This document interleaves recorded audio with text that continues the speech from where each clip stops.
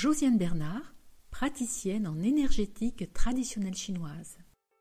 Merci de me retrouver ici dans cette version ultra courte de quelques minutes. Je vais vous parler de vos poumons, ou plutôt de l'énergie du poumon. En médecine traditionnelle chinoise, le poumon est associé à la saison de l'automne. Et suivant ces calculs, la saison de l'automne commence le 15 août et se termine le 27 octobre.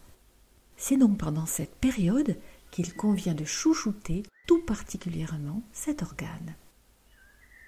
Dans cette version courte, je fais l'impasse sur l'approche du poumon en médecine occidentale. Voyons tout de suite l'approche dans la vision chinoise.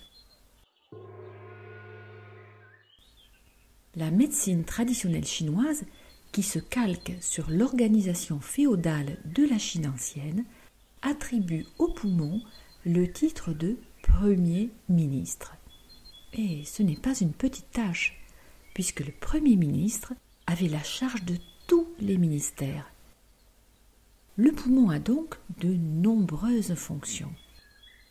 Dans cette version courte, je vais vous donner juste quelques fonctions du poumon, quelques correspondances dans son environnement et quelques clés pour décoder les traits de caractère chez vous et chez les autres.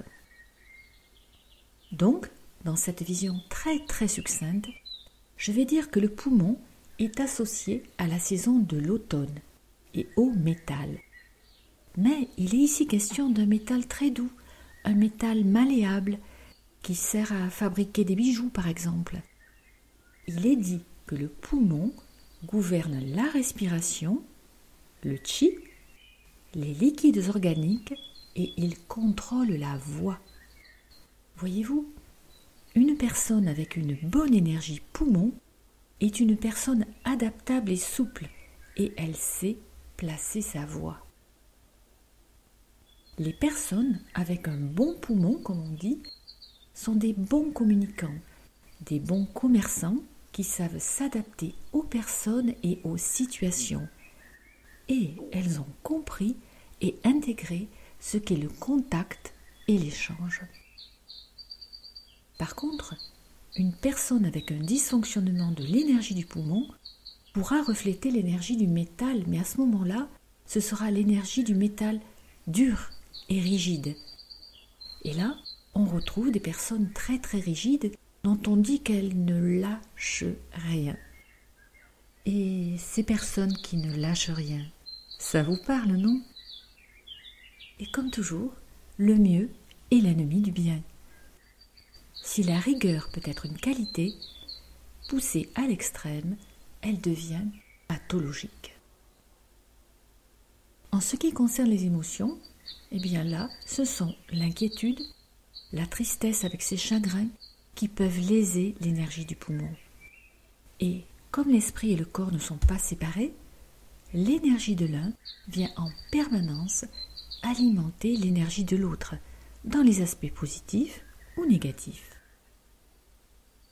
Voyez-vous, un dysfonctionnement de l'énergie du poumon nous parle de la rigidité, mais aussi de la difficulté à communiquer, à échanger, et bien sûr, il nous parle de conflits de territoire.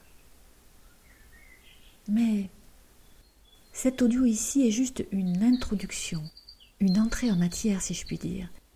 Pour aller plus loin dans la compréhension des traits de caractère et aborder l'aspect spirituel, je vous invite à écouter en suivant l'audio intitulé « Le poumon et l'automne en médecine traditionnelle chinoise ».